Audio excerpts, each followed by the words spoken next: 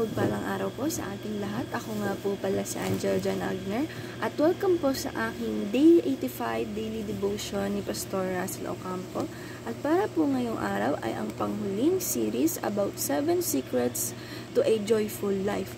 At ang topic po natin ngayong araw, October 20, 2024 ay Forgive, Nurture a Healthy Heart.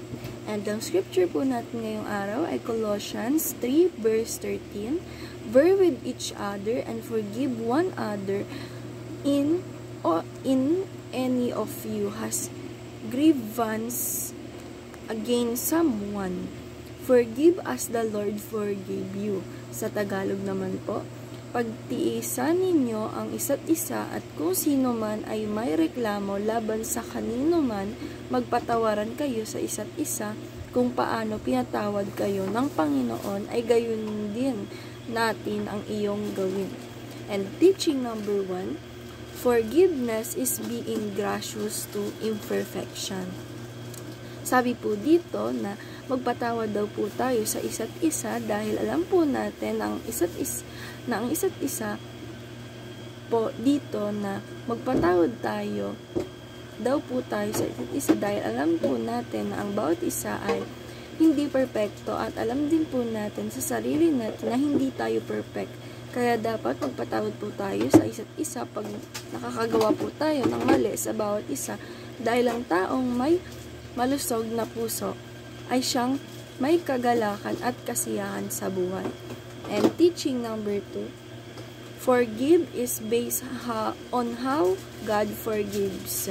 Sabi naman po dito na magpatawad po tayo kung paano tayo pinatawad ng ating Panginoong Diyos. Kapag po tayo ay may kaaway and hindi po pwedeng hindi natin sila patawarin dahil ang ating Panginoong Diyos nga po ang laki ng kasalanan natin pero pinatawad tayo. And how about na tayo na po yung parang nagkamali lang sa atin yung isang tao at alam natin na lahat naman ng tao ay hindi perfect tapos hindi tayong papatawad. Ang dapat po na gawin natin na magpatawad po tayo kung paano pinatawad ng ating Panginoong Diyos ang lahat at ang bawat isa.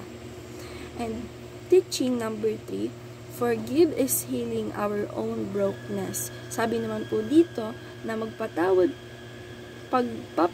ay nagdudulot ito ng pagkahil natin sa sarili natin or nasusolusyonan po natin o nagagawin po natin yung pusong may galit o sugatan natin.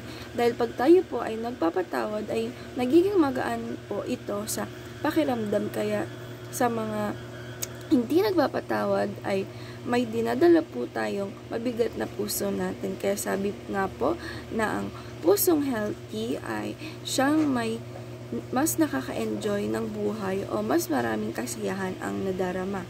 And application number 1, forgive others and stop punishing yourself.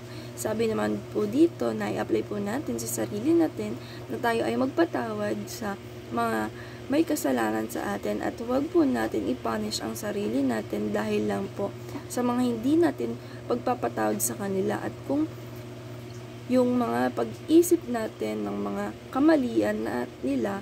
Kaya po mas maganda po na magpatawad po tayo, na magkaroon po tayo ng puso na ini-enjoy lang po natin yung life natin at may kasiyahan po at may kagalakan po tayo sa buhay natin. And application number 2, forgive others the way God has forgiven us. Sabi noon po dito na apply po natin sa sarili natin na magpatawad po tayo katulad ng pagpapatawad ng ating Panginoong Diyos sa bawat isa. And application number 3, forgive others in order to heal ourselves. Sabi naman po dito na i-apply po natin sa sarili natin na tayo po ay magpatawad para po tayo ay mag-heal sa bawat sarili natin. Like, yung mabigat na puso na dinadala natin kapag tayo ay nagpatawad, ito po ay gagaan dahil nga po wala na po tayong iniisip at nagpapatawad na po tayo. Kaya mas maganda po na magpatawaran po tayo sa bawat isa kagaya ng ng pagpapatawad ng ating Panginoong Diyos. And discussion, why should we forgive? How can forgive heal our own brokenness? Para po sa akin at para po sa natutunan ko ngayong araw na dapat po na tayo ay magpatawad, at ang pagpapatawad po natin ay nagdudulot po ito ng pagkahil ng sarili natin, brokenness, or yung mabigat na nararamdaman natin sa puso natin, dahil po ang pagpapatawad po, katulad ng pagpapatawad ng ating Panginoong Diyos sa atin, ay nagigib po ito ng kasiyahan at kagalakan sa puso natin. At nagdudulot po ito ng pagka-enjoy natin sa buhay natin, dahil wala na po tayong kinakagalit at pinapatawad na po natin yung may mga kasalanan sa atin. And ayun lang po ngayong araw. Maraming salamat. God bless.